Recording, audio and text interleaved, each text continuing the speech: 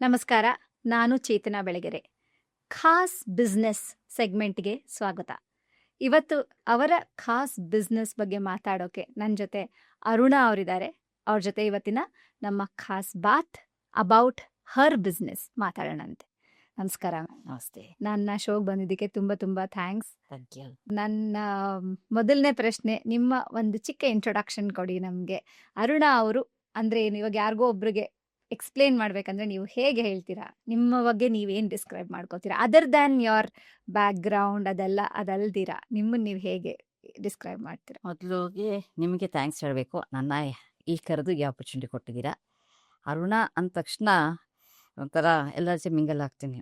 ತಕ್ಷಣ ಏನು ಹೇಳಿದ್ರು ಅವ್ರ ಜೊತೆ ಮಿಂಗಲ್ ಆಗಿ ಮಾತಾಡ್ಕೊಂಡು ಖುಷಿಯಾಗಿರ್ತೀನಿ. ನಿಮ್ಮ ಎಜುಕೇಶನ್ ಬ್ಯಾಕ್ ಗ್ರೌಂಡ್ ಬಗ್ಗೆ ಒಂದು ಸ್ವಲ್ಪ ಹೇಳಿ ಅರುಣಾ ಅವರೇ. ನಿಮ್ದು ಎಲ್ಲಿ ಓದಿದ್ದು, ನೀವು ಎಲ್ಲಿಯವರು, ಮತ್ತೆ ಏನು ಕೆಲಸ ಮಾಡ್ಕೊಂಡಿದ್ರಿ ನೀವು? ನಾನು ಬೇಸಿಕ್ಲಿ ನಾವು ಮೈಸೂರಿನವರು. ನಮ್ಮ ಫ್ಯಾಮಿಲಿ ಅಂದರೆ ತಂದೆ ತಾಯಿ, ನಾನು ನನ್ನ ತಂಗಿ ಇದ್ದಿದ್ದು ಮೈಸೂರಿನಲ್ಲಿ. ನಾವು 4 ಜನ ಅನ್ನೋಕ್ಕಿಂತ ಒಂದು ಕೂಡು ಕುಟುಂಬದಿಂದ ಬಂದಿದ್ದು. ನಮ್ಮ ಚಿಕ್ಕಪ್ಪಂದರು, ಚಿಕ್ಕಮ್ಮಂದರು, ಅತ್ತೆ ಎಲ್ಲ ಒಟ್ಟಿಗೆ ಇದ್ದು, ಕಸಿನ್ಸ್ ಎಲ್ಲ ಇದ್ದಿದ್ದು. ನಾನು ಓದಿದ್ದು ಎಲ್ಲ ಮೈಸೂರಿನಲ್ಲೇ. ಆದರೆ ಡಿಗ್ರಿ ಅಂದರೆ ಇಂಜಿನಿಯರಿಂಗ್ ನಾನು ಮಾಡಿದ್ದು electrical and electronics, Mandya PS ಕಾಲೇಜಿನಲ್ಲಿ. ನಂದು ಓದಾದ ನಂತರ ನಾನು ಬೆಂಗಳೂರಿಗೆ ಬಂದಿದ್ದು. ಶುರುವಿನಲ್ಲಿ ಕಿರ್ಲೋಸ್ಕರ್ನಲ್ಲಿ ನಾನು ಅಪ್ರೆಂಟಿಸ್ಶಿಪ್ ಮಾಡಿದೆ. ಆಮೇಲೆ HL ವರ್ಕ್ ಮಾಡಿದೆ. ಅದರ ನಂತರ ಒಂದು ಪ್ರೋಸಿಂಗ್ ರಿಸರ್ಚ್ ಆ್ಯಂಡ್ ಡೆವಲಪ್ಮೆಂಟ್ ಅಂತ purely technical research and R&D ಅಲ್ಲಿ ನಾನು ಕೆಲಸ ಮಾಡಿದ್ದೀನಿ. ಸೊ ನಿಮ್ಮ ಕೆಲಸ ಹೇಗಿತ್ತು ಆ್ಯಂಡ್ ಯಾವ ವರ್ಷದಲ್ಲಿ ನೀವು ಕೆಲಸ ಬಿಟ್ರಿ? ಯಾವ ಕಾರಣಕ್ಕೆ ಬಿಟ್ರಿ ನೀವು? ಕೆಲಸ ಅಂದರೆ ನಮ್ಮದು ಮೇನ್ಲಿ ಟೆಕ್ನಿಕಲ್ ಕೆಲಸ, ಅಂದರೆ ಅಲ್ಲೇ ಗಮನ ಕೊಟ್ಟು ಮಾಡೋವಂಥದ್ದು. ನನಗೆ ಮನೆಯಲ್ಲೂ ಸ್ವಲ್ಪ ಜವಾಬ್ದಾರಿಗಳಿತ್ತು, ಅಂದರೆ ವಯಸ್ಸಾದಂಥ ಅತ್ತೆ ಮಗಳೆಲ್ಲ. ಹಾಗಾಗಿ ನಾನು ಕೆಲಸ 2 ಕಡೆ ನನಗೆ ಬ್ಯಾಲೆನ್ಸ್ ಮಾಡೋಕ್ಕಾಗದಿದ್ದಕ್ಕೆ ಕೆಲಸ ಬಿಡಬೇಕಾಯಿತು. 2016 ನಾನು ಕೆಲಸ ಬಿಟ್ಟೆ. ಆಮೇಲೆ ಮನೇಲಿ ಸುಮ್ಮನೆ ಕೂತ್ಕೊಳ್ಳೋಕ್ಕಾಗಲಿಲ್ಲ ನನಗೆ. ಹಾಗಾಗಿ ಏನಾದರೂ ಒಂದು ಮಾಡಬೇಕು ಅಂತ ಹೇಳಿ ಶುರು ಮಾಡಿದ್ದು ನಾನು ಈ ಬೆಳ್ಳಿ ಕಿರಣನ 2016 ಶುರು ಮಾಡಿದ್ದೆ ನಾನು. ಹೇಗೆ ಈ ಥಾಟ್ ಹೇಗೆ ಬಂತು ನಿಮಗೆ? ಅಂದರೆ ಫಸ್ಟ್ ಆಫ್ ಆಲ್ ಈ ಬೆಳ್ಳಿ ಕಿರಣ ಒಳ್ಳೆ ಹೆಸರಿದೆ, ಅಂದರೆ ಒಂಥರ very catchy name and also ಒಂಥರ ಈ ಇನ್ಸ್ಪೈರಿಂಗ್ ಅಂತೀವಲ್ಲ ಆ ಥರ ಹೆಸರು. ನಿಮ್ಮ ಹೆಸರು ಥರನೇ, ಅರುಣಾ ಥರನೇ ಬೆಳ್ಳಿ ಕಿರಣ. ಸೊ ಏನು ಕನೆಕ್ಷನ್, ಯಾಕೆ ಈ ಹೆಸರಿಟ್ರಿ ಅಂತ? ನಾವು ಹೆಸರು ಇಡಬೇಕು ಅಂದಾಗ ಎಲ್ಲರೂ ತುಂಬ ಯೋಚನೆ ಮಾಡ್ತಾರೆ. ಯಾವುದೇ ಹೆಸರು, ನಮ್ಮ ಮಗು ಹೆಸರು ಇರ್ಬೋದು ಅಥವಾ ಒಂದು ಕಂಪ್ನಿಗೆ. ಸ್ವಲ್ಪ ಯೋಚನೆ ಮಾಡಿದ್ವಿ. ಏನೇ ಮಾಡಿದ್ರು ನಮಗೆ ನಮ್ಮ ಚಿಕ್ಕಮ್ಮನ ಮಗ ತಮ್ಮ ಇದ್ದ, ಅವನ ಹೆಸರು ಕಿರಣ್ ಅಂತ. ಅವನು ಅನ್ಫಾರ್ಚುನೇಟ್ಲಿ ಹಿ ಪಾಸ್ಟ್ ಅವೇ ಆವಾಗ ಒಂದು 4 ವರ್ಷಕ್ಕೆ ಮುಂಚೆ. ಆವಾಗ ಅವನು ಟ್ರೆಕ್ಕಿಂಗ್ ಹೋದಾಗ ಹಾರ್ಟ್ ಅಟ್ಯಾಕ್ ಆಗಿ ಹೋಗ್ಬಿಟ್ಟ. ಸೊ ಅವನಿಗೆ ತುಂಬ ಈ ಕನ್ನಡದಲ್ಲಿ ಸಂಸ್ಕೃತಿ ಬಗ್ಗೆ ಭಾಳ ಇತ್ತು. ಅವನ್ನ ನೆನಪಿಸ್ಕೋತೀವಿ ಇವತ್ತುವೆ, ಬಟ್ ಅವನೊಂದು ನೆನಪಿರಲಿ ಅನ್ನೋಕ್ಕೋಸ್ಕರ ನಾವು ಅವನ ಹೆಸರು ಒಂದು ತೊಗೊಂಡ್ವಿ, ಕಿರಣ ಅಂತ. ಇನ್ನೊಂದು ಬೆಳ್ಳಿ ಅನ್ನೋದು ನಮಗೆ ಮುಂಚಿನಿಂದ ಒಂದು ಅದ್ಭುತವಾದ ಪದ. ಹಾಗಾಗಿ ಬೆಳ್ಳಿ ಕಿರಣ ಅಂತ ತಗೊಂಡು, ಅಮೇಜಿಂಗ್. ಜೊತೆಗೆ ಕಿರಣ ಅಂದರೆ ರೇ ಆಫ್ ಹೋಪ್ ಅಂತಾನು ಒಂದಾಗುತ್ತೆ. Brilliant. I mean I did know ಈ ಥರ ಪರ್ಸನಲ್ ಸ್ಟೋರಿ ಇದೆ ಈ ಹೆಸರಿಂದ ಅಂತ. ಎಕ್ಸಲೆಂಟ್. ನೀವು ಹಲವಾರು ದೇಶ ತಿರುಗಿದ್ದೀರಾ ನಿಮ್ಮ ಜಾಬ್ ಇದರಿಂದ, ಏನೋ ಆ ಥರ ಎಲ್ಲ. ಸೊ ಫ್ರಮ್ ಸಂಬಡಿ ತಿಂಗಳಿಗೆ ಇಷ್ಟು ಗುಡ್ ಅಮೌಂಟ್ ಆಫ್ ಸ್ಯಾಲರಿ ಅಂತ ಬರ್ತಿದ್ದವರು, ಈಗ ಬೆಳ್ಳಿ ಕಿರಣ ಶುರು ಮಾಡಿದಾಗ ನಿಮಗೆ ಆದಂಥ ಆ ಒಂದು ಕಡೆ ಸಂಭ್ರಮ ಇರುತ್ತೆ, ಇನ್ನೊಂದು ಕಡೆ ಚಾಲೆಂಜಸ್ ಇರುತ್ತೆ. ಸೊ ಎರಡೂ ಇರುತ್ತೆ. ಫಸ್ಟ್ ಆಫ್ ಆಲ್ ಮನೆಯಲ್ಲಿ ಅಂದರೆ ನಿಮ್ಮೊಳಗೇನೆ ಏನೇನು ತಳಮಳಗಳಿತ್ತು ಅವಾಗ ನೀವು ಇದನ್ನು ಶುರು ಮಾಡೋ ಟೈಮಲ್ಲಿ?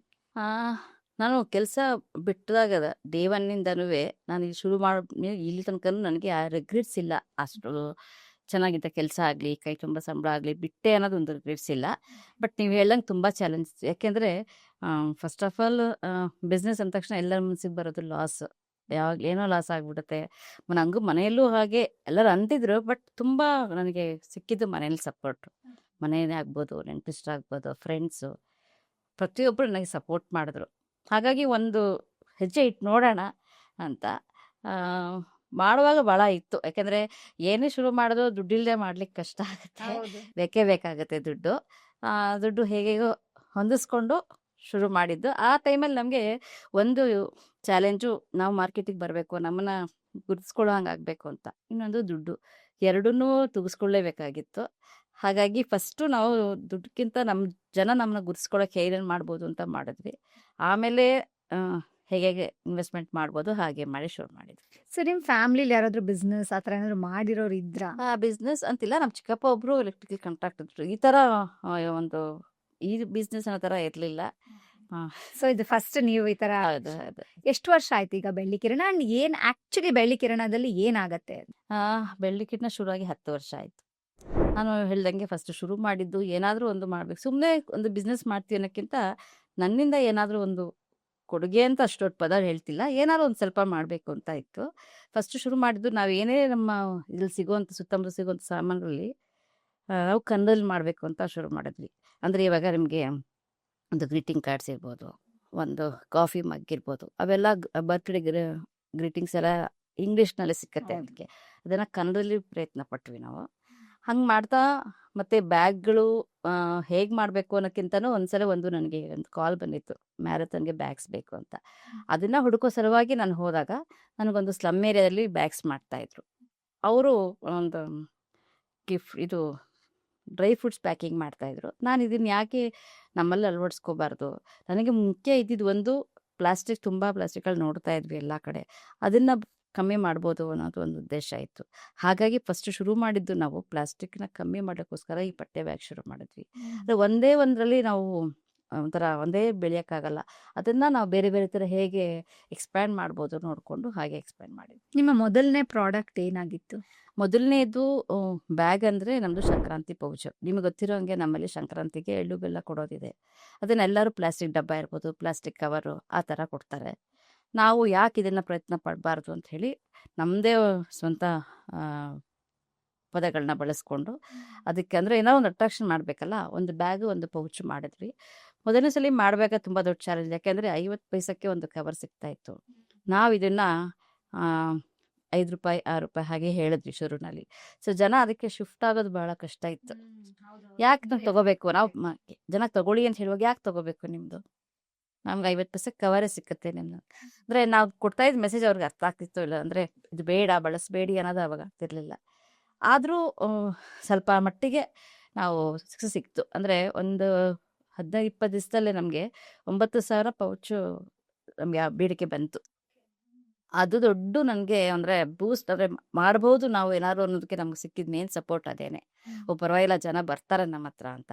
ಆಮೇಲೆ ತುಂಬ ಜನಗಳು ಅವರೇ ನಮಗೆ ಬೇರೆ ಬೇರೆ ಥರ ಗೈಡ್ ಮಾಡ್ಕೊಂಡು, ಇದು ಮಾಡ್ತಿದ್ದೀರಾ ಅದು ಮಾಡಿ, ಇನ್ನೊಂದು ಥರ ಮಾಡಿ, ಮತ್ತೊಂದು ಮಾಡಿ ಅಂತ ಡಿಸೈನ್ ಹೇಳೋಕ್ಕೆ ಸ್ಟಾರ್ಟ್ ಮಾಡಿದ್ರು. ಇದೆಲ್ಲ ನನ್ನ ಫಸ್ಟ್ ಮೊದಲನೇ ಮೆಟ್ಲು ಅಂತ ಹೇಳ್ಬೋದು. ಆಮೇಲೆ ನನಗೆ ಮೇನ್ ಬ್ರೇಕ್ ಸಿಕ್ಕಿದ್ದೇನು ಅಂತಂದರೆ ಒಂದು ತರಕಾರಿ ಬ್ಯಾಗ್ ಅಂತ ಮಾಡಿದ್ವಿ. ಒಂದು ಬ್ಯಾಗಲ್ಲಿ 5-6 ಪಾಕೆಟ್ಸ್. ನಾನು ನೋಡಿದ್ದೀನಿ ಅದನ್ನ. ಅದು ಏನಂದರೆ ಒಂದು ಬ್ಯಾಗಲ್ಲಿ ಮಿನಿಮಮ್ ಈಗ ಅಂಗಡಿಗೆ ಹೋದಾಗ 5-6 ಪ್ಲಾಸ್ಟಿಕ್ ಕವರ್ ಕೊಡ್ತಾಯಿದ್ರು. ನಾವು ಅದನ್ನು ಕಮ್ಮಿ ಮಾಡ್ಬೋದು ಅಷ್ಟು ಅಂತ ಹೇಳಿದ್ವಿ. ಅದು ಒಂಥರ ವೈರಲ್ ಆದಂಗೆ ಆಯಿತು. ಓವರ್ ನೈಟ್ ತುಂಬ ಜನಕ್ಕೆ ಅದು ರೀಚ್ ಆಗಿ ಆವಾಗ ಅದರಿಂದ ಒಂದು ನಮ್ಮ ಬೆಳ್ಳಿ ಕಿರಣ ಅನ್ನೋದು ಏನು ಅಂತ ಜನಕ್ಕೆ ಪರಿಚಯ ಆಯಿತು. Correct ma'am. ನೀವು 10 ವರ್ಷ ಅಂತಿದ್ದೀರಾ. ಸೊ 10 ವರ್ಷದ ಮುಂಚೆ ಈ ಸೋಷಿಯಲ್ ಮೀಡಿಯಾ ಆಗಲಿ, you know Facebook to some extent start ಆಗಿತ್ತು. ಬಟ್ ಅದರ್ವೈಸ್ ಈ ಮಾರ್ಕೆಟಿಂಗ್ ಅನ್ನೋದು ಆ್ಯಂಡ್ ಸಂಬಡಿ ಬಿಸ್ನೆಸ್ಸೇ ಮಾಡಿಲ್ದಿರೋರಿಗೆ ನೀವು ಅದನ್ನು ಹೇಗೆ ಕಲ್ತ್ರಿ? What really worked for you? ಶುರುನಲ್ಲಿ ನಿಜವಾಗ್ಲೂ ಆ ಥರ ಪ್ರೊಫೆಷ್ನಲ್ ಆಗಿ ಮಾರ್ಕೆಟಿಂಗ್ ಅಂತ ಏನಿಲ್ಲ. ನೀವು ಹೇಳ್ದಂಗೆ ನಮ್ಮ 4 ಜನ ನಮ್ಮ ಪರಿಚಯದವ್ರು ಇರ್ಬೋದು, ಅವ್ರ ಇಂಟ್ರೆಸ್ಟ್, ಅವ್ರು ವರ್ಡ್ ಆಫ್ ಮೌತಿಂದಾನೇ ಹರಟಿತ್ತು ನಮಗೆ. ಫಸ್ಟ್ ನಾವೇನೇ ಸ್ವಲ್ಪ ಫೇಸ್ಬುಕ್ಕಲ್ಲಿ ತೋರಿಸಿದ್ರು ನಮಗೆ ವರ್ಡ್ ಆಫ್ ಇವತ್ತಿಗೂ ತುಂಬ ಜನ ಅವತ್ತು ಬಂದವರು ಅವತ್ತು ತೊಗೊಂಡಿದ್ವಲ್ಲ ಕ್ವಾಲಿಟಿ ಚೆನ್ನಾಗಿದೆ ಅಥವಾ ಬೇಕು, ಅಥವಾ ಅವ್ರ ಕಡೆಯಿಂದ ಇನ್ಯಾರೋ ಒಂದು ರೆಫರೆನ್ಸು, ಅದೇ ನಮಗೆ ಜಾಸ್ತಿ ಸಪೋರ್ಟ್ ಮಾಡ್ತಾ ಇರೋದು. ವರ್ಡ್ ಆಫ್ ಮೌತೇ ತುಂಬ ವರ್ಕ್ ಮಾಡ್ತಾ ಇದೆ ನಮಗೆ. ಈಗ ನೀವು ಎಷ್ಟೊಂದು ಪ್ರಾಡಕ್ಟ್ಸ್ ಮಾಡಿದ್ದೀರಾ. ನಾನು ನಿಮ್ಮ ವೆಬ್ಸೈಟಲ್ಲೂ ನೋಡ್ತಿದ್ದೆ. ಇಟ್ಸ್ ನಾಟ್ ಲೈಕ್ ಓಕೆ ನೀವು ಸೋಷಿಯಲ್ ಮೀಡಿಯಾ ಪ್ರೆಸೆನ್ಸ್ ತುಂಬ ಇದೆ, ಕೆಲವರು ತುಂಬ ಮಾರ್ಕೆಟಿಂಗು ಅದು ನಾನು ನೋಡಿದ್ದೀನಿ ಬೆಳ್ಳಿ ಕಿರಣದ್ದು. ನೀವು ಹೇಳ್ದಂಗೆ it's more of word of mouth. ಅಂದರೆ ತುಂಬ ಜನ ಗೊತ್ತು. ನಾನು ಯಾವಾಗೋ ಹಿಂಗೆ ಈ ಥರ ನಿಮ್ಮ ಇಂಟರ್ವ್ಯೂ ಮಾಡಬೇಕು ಅಂತ ನಾನು ಹಿಂಗೆ ಕೇಳಿದಾಗಲೂ ಬೆಳ್ಳಿ ಕಿರಣ ತುಂಬ ದೇ ಆರ್ ವೆರಿ ಗುಡ್ ಅಂತ. ಸೊ ಲಾಟ್ ಆಫ್ ಪಾಸಿಟಿವ್ ಫೀಡ್ಬ್ಯಾಕೇ ಬರುತ್ತೆ.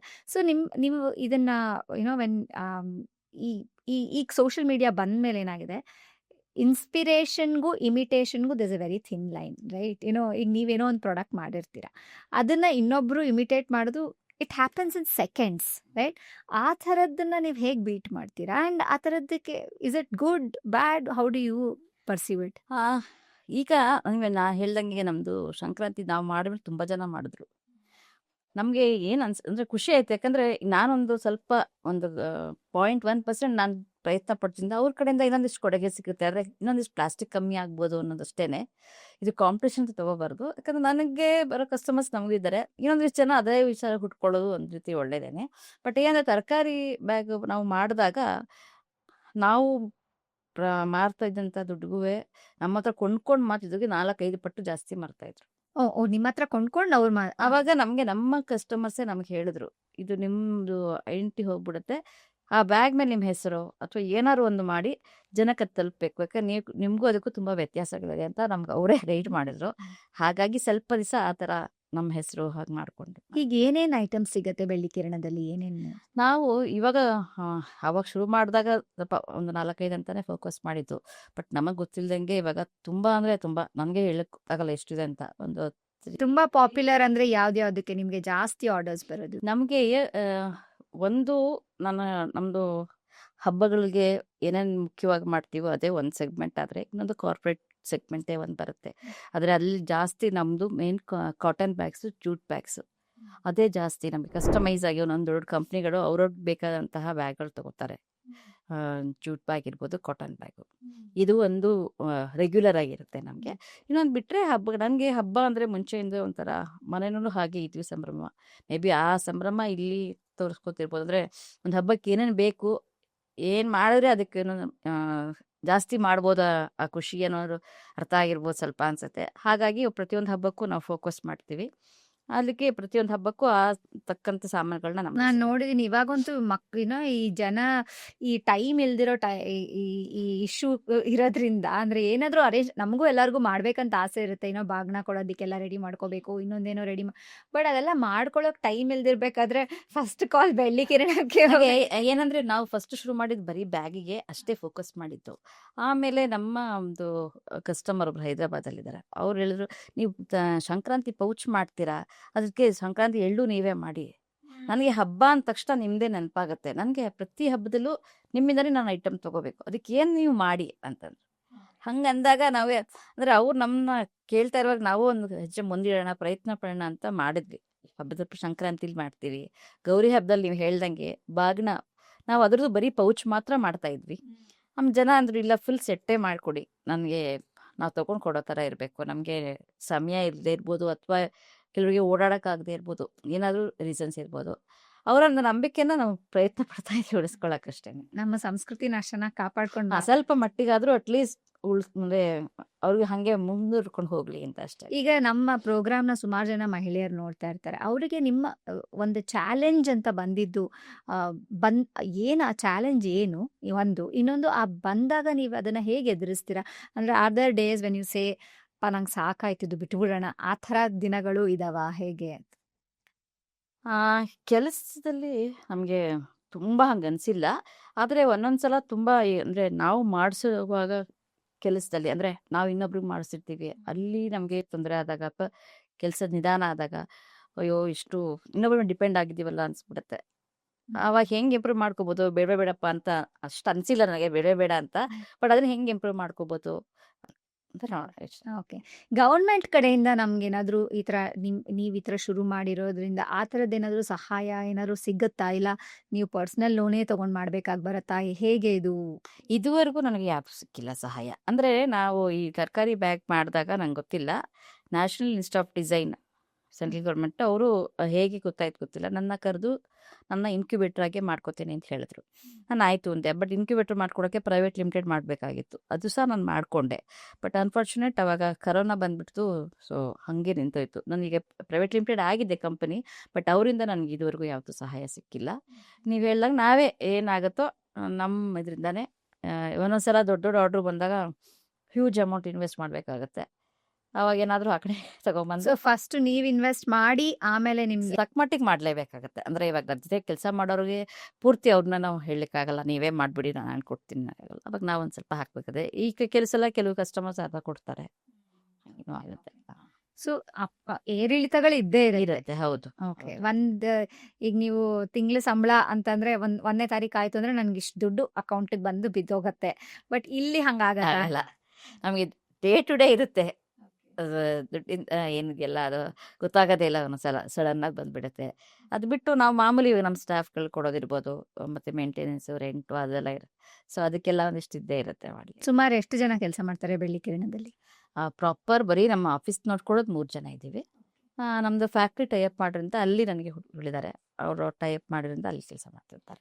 ನೀವು ಒಬ್ರು ಮಹಿಳೆ ಅಥವಾ ಪುರುಷರು ಯಾರಾದರೂ ಒಬ್ರು ಈ ಥರದ್ದು ಒಂದು ಬಿಸ್ನೆಸ್ ಸೆಟಪ್ ಮಾಡಬೇಕಂದ್ರೆ ಅವ್ರಿಗೆ ಟಿಪ್ಸ್ ಅಂತ ಕೊಡೋದಾದ್ರೆ ಏನಂತ ಹೇಳ್ತೀರಾ ನೀವು? ಒಂದು 5 ಟಿಪ್ಸ್ ಏನು ಕೊಡ್ಬೋದು ನೀವು ಸ್ಟಾರ್ಟಿಂಗಿಂದ?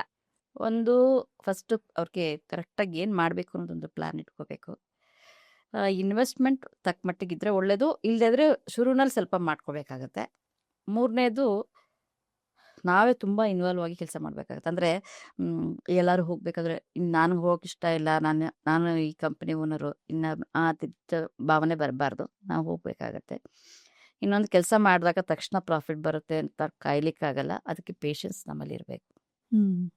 That is very important. ಯಾಕಂದರೆ ಇವತ್ತು ಮಾಡ್ತೀವಿ ಅಂದರೆ ನಾಳೆನೇ ನಮಗೆ ಸಿಗೋದಿಲ್ಲ ಅದರಲ್ಲಿ.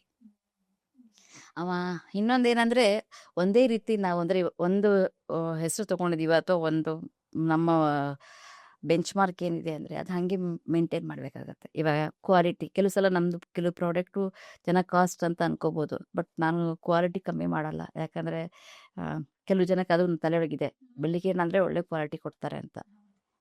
ಸೊ ನಿಮ್ಮ ತುಂಬ ಅಂದರೆ ಈ ಕಸ್ಟಮರಿಂದ ನಾನು ಐ ಆಮ್ ಶೋರ್ ನಿಮ್ಗೆ ತುಂಬ ಜನ ಕಸ್ಟಮರ್ಸ್ ಆ ಥರ ಇದ್ದಾರೆ, ಲಾಯಲ್ ಕಸ್ಟಮರ್ಸ್ ಅಂತ. But if you have to mention one customer, ಯಾರ ಹೆಸರು ಇವತ್ತಿನ ನನ್ನ ಖಾಸ್ ಪಾತ್ರೆಯಲ್ಲಿ ತಗೊಳಕ್ಕೆ ಇಷ್ಟಪಡ್ತೀರಾ? ನಾನು ಹೇಳ್ದಂಗೆ ಅವಾಗ ತುಂಬ ಕಾಂಪಿಟೇಷನ್ ಇದ್ದಾಗ ಕೆಲವರೆಲ್ಲ ನಮ್ಮ ಬಗ್ಗೆ ಕೆಲವು ನೆಗೆಟಿವ್ ಆಗೂ ಹೇಳೋರಿದ್ರು. ಇನ್ನು ಕೆಲವು ನಮ್ಮ ಕಸ್ಟಮರ್ಸ್ ನಮ್ಗೆ ಗೊತ್ತಿರುತ್ತೆ, ನಮ್ಮ ಮುಂಚೆನೇ ಅವರು ನಮ್ಮ ಪರವಾಗಿ ನಿಂತು ಅಲ್ಲಿ ಮಾತಾಡೋರಿದ್ದಾರೆ. ಸೋನಾಲಿ ಅಂತ ಒಬ್ಬರಿದ್ದಾರೆ, ಸೋನಾಲಿ ಒಡೆಯರ್ ಅಂತ HSBC ಬ್ಯಾಂಕಲ್ಲಿದ್ದಾರೆ. ಅವ್ರು ಇವತ್ತು ನಮಗೆ ಆರ್ಡರ್ಸ್ ಕೊಡ್ತಿರ್ತಾರೆ, ಸಪೋರ್ಟ್ ಮಾಡ್ತಾ ಇರ್ತಾರೆ. ಇನ್ನೊಬ್ಬರು ವೃಂದ ಅಂತ ಇದ್ದಾರೆ, ಇಲ್ಲಿ ಒಂದು ಪಾಟ್ಸು ಇದೆಲ್ಲ ಮಾಡ್ತಾರೆ, ನರ್ಸರಿ ಎಲ್ಲ. ಅವರು ರೆಗ್ಯುಲರ್ ಕಸ್ಟಮರ್ಸು ಮಹಿಳೆಯರು. ಇನ್ನೂ ಸುಮಾರು ಜನ ಇದ್ದಾರೆ, ನೀವು ಹೇಳ್ದಂಗೆ ತುಂಬ ಜನ ಇದ್ದಾರೆ. ನನಗೆ ಕೋಕೋ-ಕೋಲಾ ಕಂಪ್ನಿಯಿಂದ ಕಸ್ಟಮರ್ಸ್ಗಳು ಇದ್ದಾರೆ. ಮುಂದಿನ ಬೆಳ್ಳಿ ಕಿರಣದ ಮುಂದಿನ ಸ್ಟೆಪ್ಸ್ ಏನು? Do you have any plan of action? ನಾನು ಇಷ್ಟು ವರ್ಷದಲ್ಲಿ ಈ ಥರ ನನ್ನ ಬೆಳ್ಳಿ ಕಿರಣನ ಇಲ್ಲಿ ನೋಡ್ತೀನಿ, ಆ ಥರದ್ದು ಏನಾದರೂ ಒಂದು ಇದಿದೆಯಾ, ಪ್ಲಾನ್ ಆಫ್ ಆ್ಯಕ್ಷನ್ ಇದೆಯಾ? ಏನಂದರೆ ಒಂದಿಷ್ಟು ಜನ ಮಹಿಳೆಯರಿಗೆ ನಮ್ಮಿಂದ ಏನಾದರೂ ಒಂದು ಸಹಾಯ ಆಗೋ ಥರ ಅಷ್ಟು ಮಟ್ಟಿಗೆ ನಾನು ಬೆಳಿಬೇಕಷ್ಟೆ. Thank you very much Aruna ಅವರೇ, ತುಂಬ ಚೆನ್ನಾಗಿತ್ತು ನಿಮ್ಮ ಹತ್ರ ಮಾತಾಡಿದ್ದು. ಆ್ಯಂಡ್ ಬೆಳ್ಳಿ ಕಿರಣ ಇನ್ನೂ ಹೆಚ್ಚೆಚ್ಚು ಇಂಪ್ರೂವ್ ಆಗಲಿ. ಆ್ಯಂಡ್ ನೀವು ಹೇಳ್ದಂಗೆ ಆ ಕಿರಣ it can be ray of hope, it can be ray of sun. ಹಾಗೆ ಬೆಳ್ಳಿಯಂತೆ ಇನ್ನೂ ಹೆಚ್ಚೆಚ್ಚು ಹರಡಲಿ, ಒಳ್ಳೆಯದಾಗಲಿ ನಿಮ್ಮ ಸಂಸ್ಥೆಗೆ. ಆ್ಯಂಡ್ ಇವತ್ತು ನಮ್ಮ ಅರುಣ ಅವ್ರು ಮಾತಾಡಿರೋದನ್ನು ಕೇಳಿಸ್ಕೊಂಡು ಸುಮಾರು ಜನ ಮಹಿಳೆಯರಿಗೆ ಇದು ಹೆಲ್ಪ್ ಆಗಿರ್ಬೋದು. ನಿಮ್ಮ ಕಥೆಯನ್ನು ನನ್ನ ಹತ್ರ, ನಿಮ್ಮ ಬಿಸ್ನೆಸ್ಸನ್ನು, ನಿಮ್ಮ ಬಿಸ್ನೆಸ್ ಬಗ್ಗೆ ಅಥವಾ ನಿಮ್ಮ ಯಾವುದೋ ಒಂದು ಆಂಟ್ರಪ್ರಿನರ್ಶಿಪ್ ಐಡಿಯಾ ಬಗ್ಗೆ ನನ್ನ ಹತ್ರ ಮಾತಾಡಬೇಕಂದ್ರೆ ಖಂಡಿತ ನನಗೆ ಇಮೇಲ್ ಮಾಡಿ ನನ್ನ ಈ ಖಾಸ್ ಬಿಸ್ನೆಸ್ಸಲ್ಲಿ ಭಾಗವಹಿಸಿ. Thank you.